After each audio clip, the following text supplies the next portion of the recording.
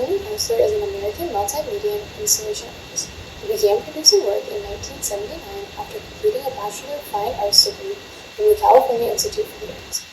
Oursler has covered a range of mediums in his art, from paintings, videos, sculptures, installations, projections, and performance. For this video, I'm going to be analyzing Oursler's work, projections, and installations, and focusing on his ideas of media and the human consciousness.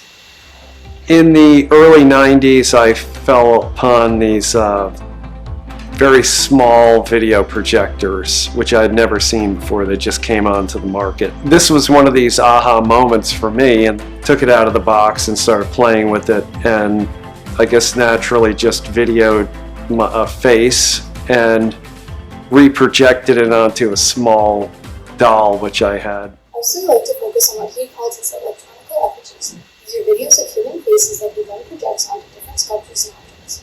One reason he creates these projections is to show the presence and influence of media and the psychological and social effects on the human consciousness. An example of this is in Oursler's first projection video in 1991 called The Watching. The Watching involves, quote, themes of sex, violence, and the media via low-tech, crude, and makeshift representations, unquote. This installation takes place in a stairwell that spans over 5 different levels that Oursler utilizes to showcase his different props as viewers walk through each level. The main floor of the stairwell is equipped with a security camera and mic that is hanging from the ceiling in the hands of a young dummy. This camera is remote controlled from the top level of the staircase. Visitors can monitor the images and sound from the dummy camera here, and can even move it and pipe sound into the room.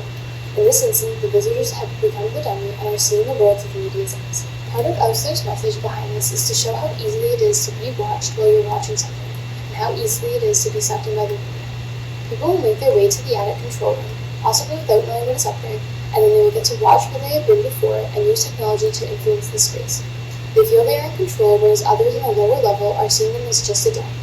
Oursler plays with these perspectives and integrates media and television into the human experience to make us reevaluate our place within the media. And the trick of art making, I guess, is to make it a comfortable space or an uncomfortable space, a dynamic space, let's call it that. Oursler likes to create installations that are unique and popular, and sometimes that means creating an uncomfortable space, like we saw in The Watching. As the years progressed, Oursler worked on creating more project installation pieces and focused to fuse strictly on these human effigies. While they were less focused on an uncomfortable topic like The Watching, they distorted faces themselves to provide viewers with an uneasy feeling. In 2003, Oursler continued to explore the relationship between humans and technology, which resulted in him creating a solo exhibition called Face to Face, about the empathetic bond that we create with machines. There are over 20 different works spanning the last 15 years in this exhibition, which is about analyzing the human face and how we can create digital pets of our own. Oursler was inspired by seeing videos of Japanese children feeding digital pets online, and he wanted to play with that idea of digital companions.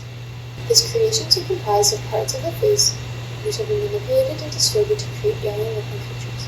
At first, these creatures seem funny and continuously dramatic. However, as you continue to watch and listen to these projections, they become more unsettling and slightly disturbing to watch.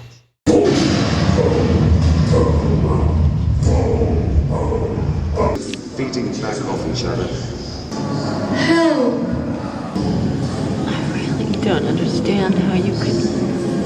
I can't even believe it didn't eat to the floor.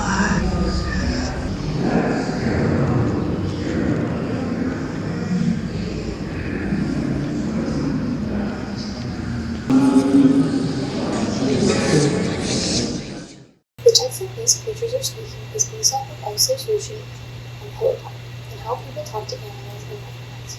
He wanted to incorporate the intimate language into these performances and capture the feeling of people in the most vulnerable states.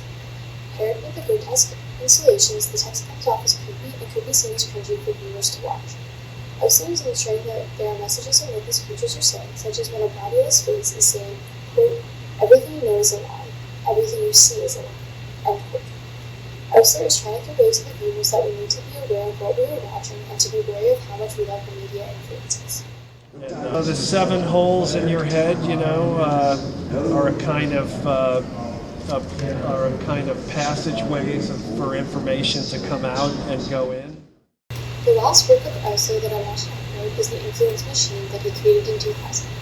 The influence machine takes the previous idea of human faces and projection and amplifies it to a greater scale. This installation was Oursler's first major outdoor project that consisted of projections on smoke, buildings, and trees in Madison Square Park in New York City. The projections were made from images and audio from both temperate and historical posts. The purpose of this installation performance was to show how the past used to communicate with the dead and how technology fits into that. From Oursler's website, I found information that explains, quote, "For the structure of the work, Oursler lays out a series of telecommunication inventions and shows how each was used to speak with the dead," end quote. One example video shows a woman projected in the smoke speaking with the influence machine and the implications of technology and its impact on her.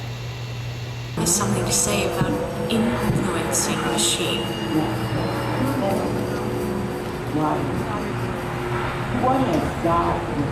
Machine is hopelessly complex mental construct. Machine invisible controls. Remotely makes patient see pictures. Machine is patient's body. Machine produces and drains off thoughts. Dealing enemy manipulation of apparatus is obscure. The machine controls your body. This is accomplished by suggestion, telepathy, air currents, electricity, magnetism, or invisible rays. It moves the face, facial expression. Thoughts and feelings are estranged. You can't construct the past. You cannot destruct the present. The machine doesn't work. It can't work. It looks like it works, but it's not. The whole thing goes up in smoke. You are good. Look around you. You are bad. You broke the telepathy machine. You are a stranger to yourself. Does it have a head? No. You don't know, do you? What does the machine look like? You can't say, can you? Whatever you do to the machine, you do to me. Don't remove the genitals. Don't remove the genitals. Body collapses into 2 dimensions, vanishes now. The patient claims it was never there.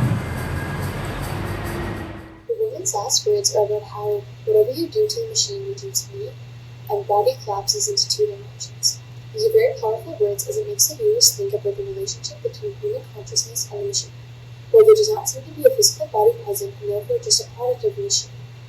The woman is saying otherwise, saying that if you turn off the machine, you will effectively be turning her off and killing her. This blurs the line of what we think we know about human consciousness and makes us more hesitant when interacting with the machine. The Influence Machine is one of Oursler's most popular works as he's gone on to display it in England in 2011, London in 2013, the UK in 2014, Australia in 2015, and lastly Sweden and Scotland in 2016. Overall, you can see that Tony Oursler goes over and beyond in the work that he does, and he challenges our opinions surrounding technology and its role in our lives and consciousness. Oursler continues to create work today, and it will be interesting to see how this innovative artist incorporates new technology into future works. As a kind of harbinger for the future, you know, that we live in our head, that we spend so much time looking at these screens, and that there's this separation which continues into the other works as well.